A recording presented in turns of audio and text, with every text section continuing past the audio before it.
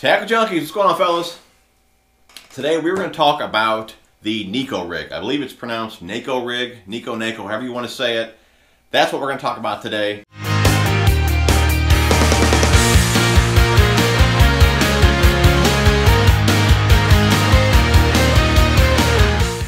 I am by no means a pro at this. I've only done this a handful of times. Normally, if I'm going to toss a finesse technique, it's usually a shaky head. I don't drop shot wacky rig a whole lot.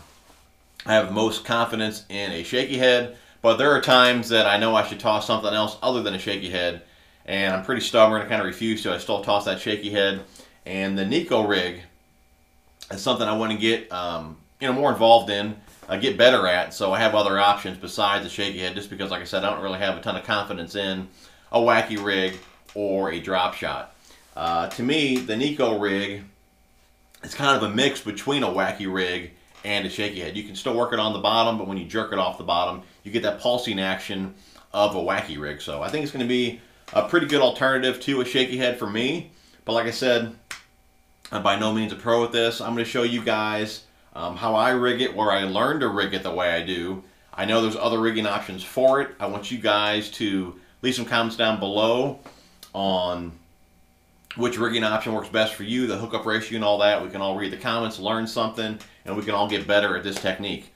Like I said, I really want to, dive into this technique and really get good at it this season. I even bought some Neko weights, some other Neko hooks and stuff in here recently. That way I'm ready to go this coming season. But let's get right into it. First thing you're going to need is a straight tail worm. Biospawn Plasma Tail is my go-to.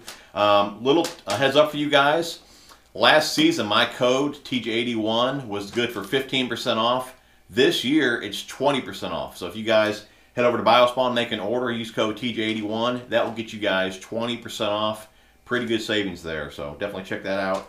So we got the plasma tail here, and I believe that's what, purple, yeah, purple fire, one of my go-to colors here for that muddier water. Get your worm out. A box full of them here. All right, so we got a worm. We need a nail weight. Now these here are the River to Sea tungstens. I'm not sure on size. They're pretty small, but they're tungstens, so they're going to be smaller. I also picked up, like I said, these Neko weights here. These are pretty big at only a 1/16 ounce. Then I also got some of the Moon wacky weights. I figured I'd use these when I'm around rock, because that lead there will be on the bottom. You can make some extra noise. You can also leave the tungsten ones or even the leads out a little bit. That way you can make some noise on the rock as well. But take your nail weight, shove that in the nose of the worm. Try and keep it straight. See there? Let's get it flush. From there, if you choose to use an O-ring, you can. It'll save you on plastic on your really good bite. But if not, you can just hook it right into the plastic. But I like to go maybe a third of the way up with the O-ring. Like I said, O-ring's optional. I believe these tools, these are the Wacky Rig R's. But any wacky tool will work. This one here is a small. I got large and finesse. Slide it off the tool onto the worm, and then you can adjust that on the worm a little bit if you need to. Okay, for a hook, like I said, I also got, I picked up some of these weedless VMC 1/0 size 2 as well. I'm not a huge VMC guy, but these got a pretty good review, so kind of look forward to playing around with those. Just for the sake of the video, we'll just use hook that I like to use for wacky rigging. This is the Owners. Those are the weedless version. But now, where I seen how to rig this, like I said, this was 4 or 5 years ago. Tactical Bassin. It's Matt Allen.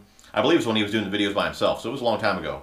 But he went from top to bottom, okay? So, under the O-ring, come out. Okay, just like that. That's how Matt rigged it, okay?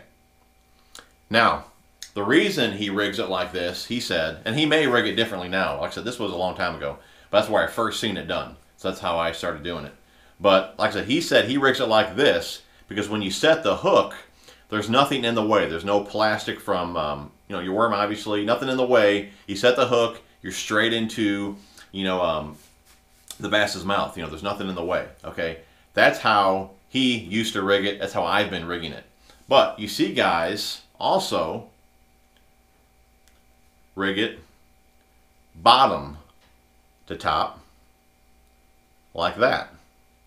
And in my opinion, this way is going to give you a little more action. As you pull it, You're going to get a little more of that pulse action. I believe, like I said, it's going to give you better action out of the worm. I could be wrong. Again, I want some of your guys' input down below. But that's how I think I'm going to start rigging it this coming season.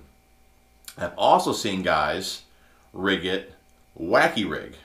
And you can also use the O-rings. If you put 2 on and cross them, you can run your hook through that way as well. If you don't want to go right into your plastic, we'll just go right in the plastic for the sake of the video.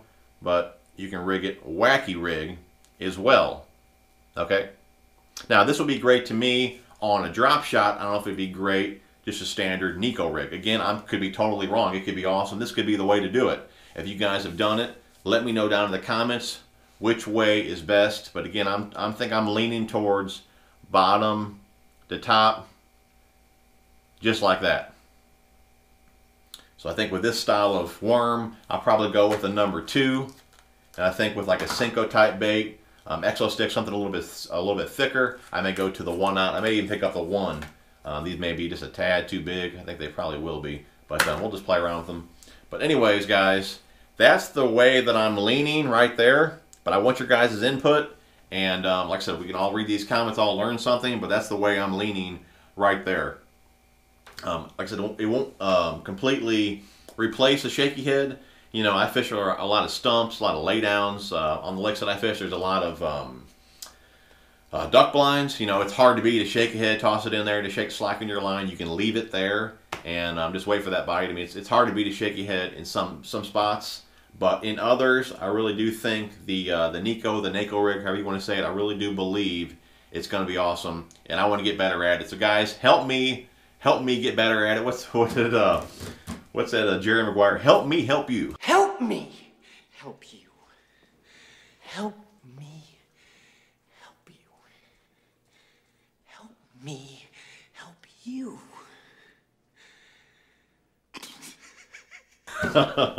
Anyways, guys, all right, video's long enough. That's how I think I'm going to do it. Let me know in the comments which way is right. Hope you guys enjoyed the video. If you did, smash that thumbs up button. Subscribe to the channel if you haven't already. If you guys have not, hit that little bell to the side of the subscribe button and do that as well so you get notified every time I put out a new video. Hope you guys enjoyed the video. Again, thumbs up. Thanks for watching. We will talk to you soon.